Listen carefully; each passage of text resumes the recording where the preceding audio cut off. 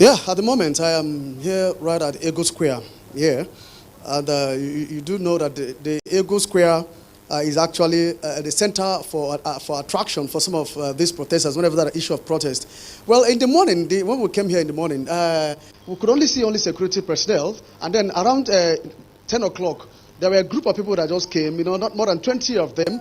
They came, with placards and making their peaceful protest. But later, within 2 hours, they were dispersed. And then, but this afternoon, we now discovered that the calmness that was here after that 9 to 10 o'clock, and was now being affected by an influx of protesters who are coming from the stadium. In fact, quite a number of them, multitude of them, they were coming in from the stadium.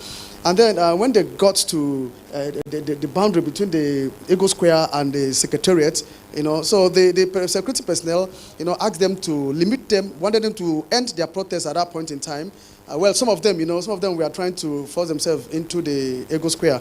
But eventually, the security personnel were on top of the situation, and they actually did disperse them, and then they shifted backwards. But at the moment here in Ego Square, the situation is calm anyway, but we can hear some noise and sounds, from where we are at the moment, where I am at the moment, in front of the office of the head of the civil service of the Federation.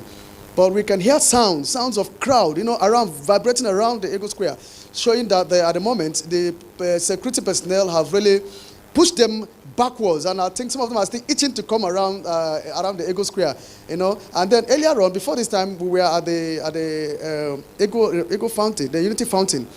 The place is still calm as well. Only security personnel we are seen there. So, like I did say, at the moment, that crowd that were surging into the Ego Square from the stadium have now been pushed backwards. So for now, that's calm here at the Ego Square.